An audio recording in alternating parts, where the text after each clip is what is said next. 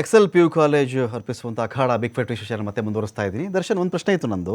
So ಇಂಥ ವಿಚಾರಗಳು ಬಂದಾಗ ಈಗ ಇದು ಈ ರಾಮನ ಅಸ್ಮಿತೆ ನಾನು ಹೇಳ್ತಾ ಇದ್ದೆ, ನನ್ನ ಇಂಟ್ರೋದಲ್ಲಿ ಮಾತಾಡ್ತಾ ಇದ್ದೆ, ನಾನು ಅವಾಗ ಒಂದು ಮಾತು ಹೇಳಿದ್ದೆ, ನಾನು ತನು ಮನ ಧನ ಅದಕ್ಕಿಂತ ಮುಂಚೆ ಪ್ರಾಣ ಅರ್ಪಿಸ್ಬಿಟ್ಟಿದ್ದಾರೆ ಈ ದೇಶದ ಜನ. ಈ ರಾಮ ಅನ್ನೋ ಒಂದು ಹೆಸರಿಗೆ ಇವ್ರುಗಳ ಕೈ ಇಂಥದ್ದು ಕೊಟ್ಟಿಲ್ಲ ಅನ್ನೋಂಗಿಲ್ಲ ರೀ. ನಭೂತೋನ ಭವಿಷ್ಯತಿ, ಜೀವಮಾನದಲ್ಲೇ ಇವರು ಕಂಡು ಕೇಳರಿಯದಷ್ಟು ಸಂಪತ್ತನ್ನು, ಜನಬೆಂಬಲವನ್ನು, ಮತವನ್ನು, ಅಧಿಕಾರವನ್ನು, ಅಂತಸ್ತನ್ನು, ಗೌರವವನ್ನು, ಮರ್ಯಾದೆಯನ್ನು, ದೇಶವನ್ನೇ ಇವ್ರ ಕೈ ಕೊಟ್ಟುಬಿಟ್ರು.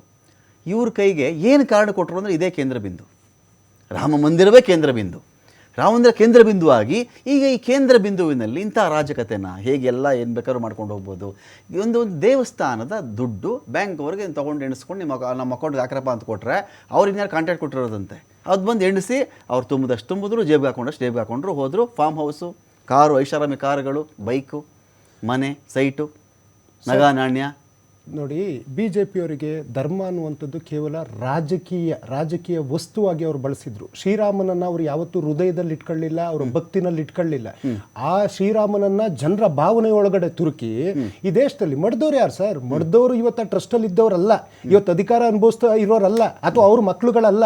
ಈ ದೇಶದ ಕಟ್ಟಕಡೆಯ SC ST OBC ಈಗ ನೀವು ಇದನ್ನ ವಾಜಪೇಯಿ ಅವ್ರಿಗೂ ಅಡ್ವಾಣಿಯವ್ರಿಗೂ ಬೇರೆ ಎಲ್ಲ ಅವತ್ತಿಗೆ ಯಾರ್ಯಾರು ಫೈಟ್ ಮಾಡಿದ್ರೆ ಅವ್ರನ್ನ ಸೇರಿಸಿ ಹೇಳ್ತೀರಾ, ಇವತ್ತಿನ ಆಳ್ವಿಕೆ ಅವ್ರು ನೋಡಿ ಮಾತಾಡ್ತಾ ಇದ್ದಾರೆ ಈ ಮಾತನ್ನ ಅಂತ ಸರ್?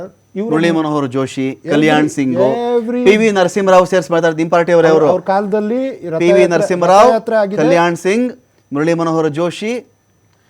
ಸರ್ ನೋಡಿ, ಅಧಿಕಾರ ಅನುಭವಿಸ್ತಾ ಇರೋರು ಅವರ ಮಕ್ಕಳು ಇವತ್ತು ಆಕ್ಸ್ಫರ್ಡು ಮತ್ತಿನ್ನೊಂದೆಲ್ಲ. ಆಮೇಲೆ ಕೆಲವರು ಹೇಳ್ತಾರೆ ನಾವು ಮದುವೆನೇ ಆಗಿಲ್ಲ ಅಂತ ಕಳ್ಳಾಟ ಆಡೋಂಥ ಜನಗಳನ್ನೂ ಈ ದೇಶದಲ್ಲಿ ನೋಡಿದೀವಿ. ನೋಡಿದ್ರೆ ಅವ್ರ ಅಫಿಡವಿಟಲ್ಲಿ ಹೆಂಡತಿ ಹೆಸರು ಇರಲ್ಲ, ಆದ್ರೆ ಹೆಂಡತಿಗೂ ಕೈ ಕೊಟ್ಟು ಬಂದಿರೋರು ಈ ದೇಶದಲ್ಲಿ ಆಳ್ತಾ ಇರೋರನ್ನ ನಾವು ಕಣ್ಣಾರೆ ಕಂಡಿದ್ದೀವಿ.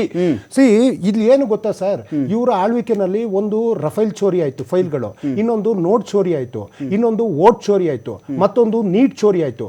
ಈಗ ನೋಡಿದ್ರೆ ರಾಮ ರಾಮ ರಾಮ ಅಂತ ಹೇಳಿ ನೀವು ಕಾಸಿನ ಬಗ್ಗೆ ಮಾತಾಡ್ತಿದ್ದೀರಿ ಸ್ವಾಮಿ. ಪಾದುಕೆಯಲ್ಲಿ ಇದ್ದಿದ್ದು, ಕುತ್ತಿಗೆಯಲ್ಲಿ ಇದ್ದಿದ್ದು ಬಂಗಾರ ಒಟ್ಟು 1257 kg ವಜ್ರ ವೈಡೂರ್ಯ ಬಂಗಾರನೇ ದೇಪಿದ್ದಾರೆ ಅಂತಂದ್ರೆ, CCTV ಆಫ್ ಆಗುತ್ತೆ ಅಂತಂದ್ರೆ, ಇದು ವ್ಯವಸ್ಥಿತವಾದಂತಹ ಕಳ್ಳತನವನ್ನ RSS BJP ಅವರೇ ಮಾಡಿರೋದು, VHP ಅವರು ಮಾಡಿರೋದು ಅಂತ ನೇರವಾಗಿ ಆರೋಪ ಮಾಡ್ತಾ ಇದ್ದೀನಿ. ಯಾಕೆ ಹೊಣೆ ಹೊತ್ತಿಲ್ಲ ನೀವು? ಅಧಿಕಾರಕ್ಕೋಸ್ಕರ ರಾಮ ಅಂದ್ರಲ್ಲ, ಯಾಕೆ ಹೊಣೆ ಹೊತ್ತಿಲ್ಲ ಸರ್? ಒಂದು ಚಿಕ್ಕದು ಇಂಟ್ರಾಪ್ಟ್ ಮಾಡ್ತೀನಿ sir, I am really sorry, ನಾನೊಬ್ಬ ಭಾರತೀಯನಾಗಿ ಹೇಳಲೇಬೇಕು.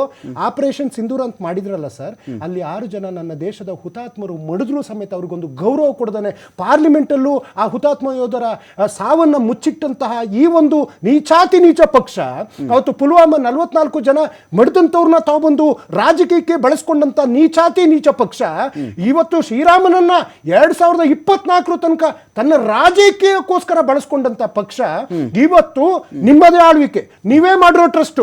ನೀವು ಯಾಕೆ ಸರ್ ಇವತ್ತು ಸುಬ್ರಹ್ಮಣ್ಯ ದೇವಸ್ಥಾನ ಮುಜರಾಯಿ ಇಲಾಖೆಗಿದೆ, ಸುಬ್ರಹ್ಮಣ್ಯ ದೇವಸ್ಥಾನ ಅಥವಾ ರಾಜ್ಯದ ಹಲವು ದೇವಸ್ಥಾನಗಳು, ನಾವು ಸರ್ ನಮ್ದೊಂದು ಪಕ್ಷ ಇದೆಯಲ್ಲ 11,000 ಎಕರೆ ಜಮೀನ ರಾಮಲಿಂಗಾರೆಡ್ಡಿ ಅವರು ಮುಜರಾಯಿ ವ್ಯಾಪ್ತಿಗೆ ತಗೊಂಡ್ಬಂದ್ರು.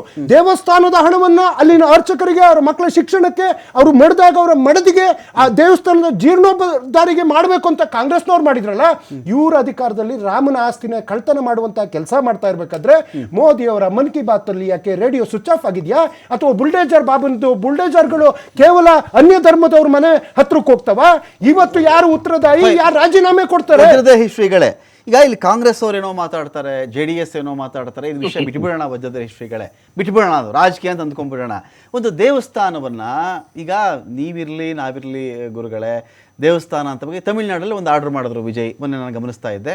ದೇವಸ್ಥಾನ ದುಡ್ಡು ಇನ್ನೇನಕ್ಕೂ ಬಳಸಬಾರ್ದು ನೀವು ಅಂತ, ಟೆಂಪಲ್ ದುಡ್ಡನ್ನ ನೀವು ಇನ್ನೇನಕ್ಕೂ ಬಳಸಬಾರ್ದು ಅಂತ ಹೇಳಿದ್ರು. ನಮ್ಮಲ್ಲಿ ಕೂಡ ರಾಮಲಿಂಗಾರೆಡ್ಡಿ ಅವರು ಅದು ಯಾರು ಹೇಳಲಿ ಬಿಡ್ಲಿ ಅದು ದಾಖಲೆ. ಅದು ಈಗ ನೀವು ವಜ್ರದ ಹಿಸ್ಟ್ರಿಗಳು ನೀವು ಚೆಕ್ ಮಾಡಿದ್ರು 11,000 ಎಕರೆ ಈ ದರ್ಶನ್ ಸುಮ್ಮನೆ ಹೇಳಿದ್ರೆ ಬಿಡ್ತಿರ್ಲಿಲ್ಲ ನಾನು ಇವಾಗ ದರ್ಶನನ್ನ. 11,000 ಎಕರೆ ಭೂಮಿಯನ್ನ ಯಾರ್ಯಾರೋ ನುಂಗಿ ನೀರು ಕುಡಿದಿದ್ರು, ಧರ್ಮಾತೀತವಾಗಿ ಜಾತ್ಯತೀತವಾಗಿ ನುಂಗಿದ್ರು, ಆ ಜಮೀನೆಲ್ಲ ತಂದು ದೇವಸ್ಥಾನದ ವ್ಯಾಪ್ತಿಗೆ ಅವರು ಕೃಷ್ಣ ಬೈರೇಗೌಡರು ಇಬ್ರು ಸೇರಿ ದಾಖಲೆ ಮಾಡಿ ಬಿಟ್ಬಿಟ್ರು. ಯಾರು ಮುಟ್ಕೊಡ್ದಿ ಸೊತ್ತನ್ನ ಅಂತ ಹೇಳಿ. ಅಲ್ಲಿ ಅರ್ಚಕರು ಅವ್ರು ತೀರ್ಕೊಳ್ತಾರೆ, ಕಷ್ಟ ಬರುತ್ತೆ, ಅವ್ರಿಗೆ ಮಕ್ಕಳ ಎಜುಕೇಷನ್ ಇನ್ನೊಂದು ಅದಕ್ಕೆಲ್ಲ ಹಣ ಬರುವಂತೆ ವ್ಯವಸ್ಥೆ ಮಾಡಿದ್ರು, ದೇವಸ್ಥಾನ ಜೀರ್ಣೋದ್ಧಾರ ಆಗಲಿ ಅಂತ ಹೇಳಿದ್ರು. ಈ ಥರ ಇವರು ಏನಂದರೆ, ಇವರು ರಾಮನ ಹಣೆ ಮೇಲೆ ಅಂಟಿಸ್ಕೊಂಡು ತಿರ್ಗಲ್ಲ. ಇವರು ಯಾರು ರಾಮನ ಹಣೆ ಮೇಲೆ ಅಂಟಿಸ್ಕೊಂಡು ಬ್ಯಾನರ್ ಹಾಕ್ಕೊಂಡು ಬರ್ಕೊಂಡು ತಿರ್ಗಲ್ಲ ಇವರು. ಈಗ ಬರ್ಕೊಂಡು ತಿರುಗುವವರು ಬರ್ಕೊಂಡು ತಿರುಗುವವರು ಹೀಗೆ ಮಾಡಿದಾಗ ಏನು ಅನಿಸುತ್ತೆ? ನಮ್ಮ ನಂಬಿಕೆಗೆ ಇವ್ರು ಕೊಡಲಿ ಪೆಟ್ಟು ಕೊಡ್ತಿಲ್ವಾ ಅಂತ. ಅಂದ್ರೆ ಈಗಾಗಲೇ ನಮ್ಮ ನಂಬಿಕೆ ಮತ್ತೆ ನಮ್ಮ ವಿಶ್ವಾಸದ ಮೇಲೆ ಒಂದು ಹೊಡೆತ ಬಿದ್ದಿದೆ ಎನ್ನುವುದು ಜಗಜ್ಜಾಹೀರು, ಅದರಲ್ಲಿ ಎರಡು ಮಾತಿಲ್ಲ. ಈಗ ನಾವು ರಾಜಕೀಯವಾಗಿ ಚಿಂತನೆ ಮಾಡುವುದಕ್ಕಿಂತಲೂ ಧರ್ಮಾತೀತವಾಗಿ ಚಿಂತನೆ ಮಾಡಬೇಕು. ಅಂತಂದ್ರೆ ಒಂದು ದೇವಸ್ಥಾನದ ಹುಂಡಿಯ ಕಾಣಿಕೆ ಇತ್ಯಾದಿಗಳು ಏನಿದೆ ಅದು ಭಕ್ತರ ನಂಬಿಕೆಯ ದ್ಯೋತಕ. ಅದನ್ನ ನಾವು ಜತನವಾಗಿ ನಡೆಸಿಕೊಳ್ಬೇಕು, ಜತನವಾಗಿ ಉಳಿಸಿಕೊಳ್ಬೇಕು. ಈ ವ್ಯವಸ್ಥೆಯ ಒಳಗೆ ಎಲ್ಲೋ ಕಳ್ಳಕಾಕರು ಒಳಗಿದ್ದಾರೆ ಅಂತಂದ್ರೆ ಅದನ್ನ ಆಗಾಗಲೇ ಶುದ್ಧಿ ಮಾಡುವ ಕೆಲಸ ಅಲ್ಲಿಯ ನಿರ್ವಾಹಕರದ್ದು, ನಿರ್ಮಾತೃಗಳದ್ದಲ್ಲ, ನಿರ್ವಾಹಕರದ್ದು. ಈಗ ಯಾರಿಗೆ ಜವಾಬ್ದಾರಿ ಇದೆ ಅವರದನ್ನ ಅನೂಚಾನೂಚಾನವಾಗಿ ಪಾಲಿಸಿಕೊಂಡು ಬರಬೇಕಾದವರ ಧರ್ಮ ಇದೆ.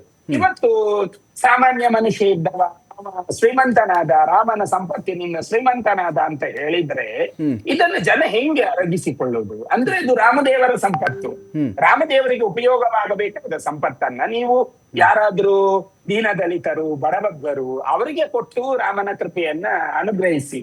ಈಗ ಹಿಂದೆ ನಮ್ಮ ಕೋಟ ಶ್ರೀನಿವಾಸ ಪೂಜಾರಿ ಅವರಿರುವಾಗ ಒಂದು ದೇವಸ್ಥಾನಗಳಿಂದ ತಾಳಿಭಾಗ್ಯ ಯೋಜನೆಯನ್ನು ತಂದ್ರು. ಅಲ್ಲಿ ಸಾಮೂಹಿಕ ವಿವಾಹವನ್ನ ಅನುಸರಣೆ ಮಾಡಿದ್ರು. ಇವತ್ತೆಲ್ಲ ಕಡೆ ಅದಾಗ್ತಾ ಇದೆ. ಕೊಲ್ಲೂರು ನಂಜನಗೂಡು ನಂಜುಂಡೇಶ್ವರ ದೇವಸ್ಥಾನದವರೆಗೆ ಇದು ನಡೀತಾನೆ ಇದೆ. ಇತ್ತೀಚೆಗಿನ ಒಂದ್ 2 ವರ್ಷದಲ್ಲಿ ಅದು ನಿಂತಿದೆ, ಅದೇನ್ ಗೊತ್ತಿಲ್ಲ. ಆದ್ರೆ ಈ ವ್ಯವಸ್ಥೆಗಳು ನಡೀತಾ ಇದೆ.